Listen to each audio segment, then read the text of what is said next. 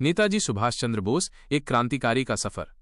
सुभाष चंद्र बोस का जन्म 23 जनवरी 1897 को ओडिशा के कटक शहर में एक समृद्ध बंगाली परिवार में हुआ था। उनके पिता जानकीनाथ बोस एक मशहूर वकील थे और मां का नाम प्रभावती देवी था। बचपन से ही सुभाष बहुत मेधावी और जिज्ञासु थे। उन्होंने अपनी प्रारंभिक शिक्षा कटक में पूरी की और फिर आगे की पढ़ाई के लिए कलकत्ता, अब कोलकाता चले गए। उनका परिवार चाहता था कि वो इंडियन सिविल सर्विस (ICS) की परीक्षा पास करके एक सरकारी अधिकारी बने। उन्होंने अपने परिवार की इच्छा का सम्मान किया और इंग्लैंड जाकर ICS की परीक्षा दी। उन्होंने न केवल परीक्षा पास की बल्कि चौथा स्थान भी प्राप्त किया, जो उस समय एक बहुत बड़ी उपलब्धि थी। लेकिन सुभाष चंद्र बोस के दिल में देश प्रेम की ज्वाला जल रही थी। उन्हें यह स्वीकार नहीं था कि वो एक ऐसे सरकार के लिए काम करें जिसने उनके देश को गुलाम बना रखा था। इसलिए उन्होंने अपनी प्रतिष्ठित ICS की नौकरी से इस्तीफा दे दिया और भारत लौटकर स्वतंत्रता संग्राम में कूद पड़े। क्रांतिकारी विचारधारा का उदय। भारत लौटने पर बोस भारतीय राष्ट्रीय कांग्रेस में शामिल हो गए। वो महात्मा गांधी के अहिंसक आंदोलन से प्रभावित थे, लेकिन उनका मानना था कि केवल अहिंसा से भारत को आज़ादी नहीं मिल सकती। उनका मानना था कि ब्रिटिश शासन को उखाड़ फेंकने के लिए एक अधिक आक्रामक और हिंसक मार्ग अपनाना होगा। इस वैचारिक मतभेद के कारण उनका गांधी और कांग्रेस के कुछ अन्य नेताओं से टकराव हुआ। बोस ने कांग्रेस के भीतर अपनी अलग पहचान बनाई। उन्होंने युवाओं को संगठित किया और उन्हें पूर्ण स्वराज, पूर्ण स्वतंत्रता के लिए प्रेरित किया। उनके जोशीले भाषण और क्रांतिकारी विचारों ने उन्हें बहुत लोकप्रिय बना दिया। वो 1938 में भारतीय राष्ट्रीय कांग्रेस के अध्यक्ष भी चुने गए, लेकिन गांधी के साथ मतभेदों के कारण उन्होंने जल्द ही इस्तीफा दे दिया और अपनी अलग पार्टी फॉरवर्ड ब्लॉक की स्थापना की।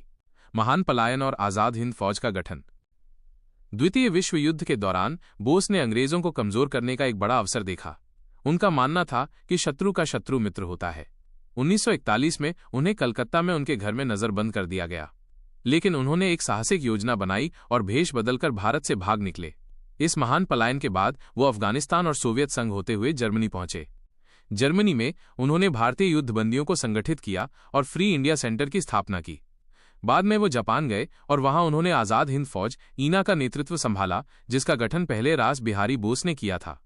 तुम मुझे खून दो, मैं तुम्हें आज़ादी दूंगा। नेताजी के नेतृत्व में आज़ाद हिंद फौज एक शक्तिशाली और संगठित सेना बन गई। उनके प्रेरणादायक नारों ने हजारों भारतीयों को स्वतंत्रता के लिए लड़ने के लिए प्रोत्साहित किया। उनका सबसे प्रसिद्ध नारा "तुम मुझे खून दो, मैं तुम्हें आज़ादी दूंगा" एक युद्ध घोष बन गया। आज़ाद हिंद फौज ने बर्मा, म्यांमार से भारत की ओर कूच किया, लेकिन युद्ध की प्रतिकूल परिस्थितियों और संसाधनों की कमी के कारण वे सफल नहीं हो सके। मृत्यु का रहस्य और अविस्मरणीय विरासत। 18 अगस्त 1945 को ताइवान में एक विमान दुर्घटना में नेताजी की मृत्यु हो जाने की बात कही जाती है, लेकिन उनकी मृत्यु का रहस्य आज भी अनसुलझा है। कई लोगों का मानना है कि वो उस दुर्घटना में बच गए थे और बाद में भी जीवित रहे थे। नेताजी सुभाष चंद्र बोस का जीवन त्याग, देशभक्ति और साहस का एक आदर्श है। उन्होंने अपने देश की आज़ादी के लिए अपना सब कुछ न्यौछावर कर दिया। भले ही वो अपने जीवन काल में भारत को आज़ाद होते नहीं देख पाए, लेकिन उनके क्रांतिकारी संघर्ष और बलिदान ने भारतीयों को स्वतंत्रता के लिए लड़ने की नई ऊर्जा दी। आज भी उनकी विरासत हमें देश के लिए निस्वार्थ सेवा और साहस के लिए प्रेरित करती है। अगर आपको ये वीडियो पसंद आया हो तो इसे लाइक करें, हमारे चैनल को सब्सक्राइब जरूर करें, साथ में बेल आइकन घंटी भी दबाएं।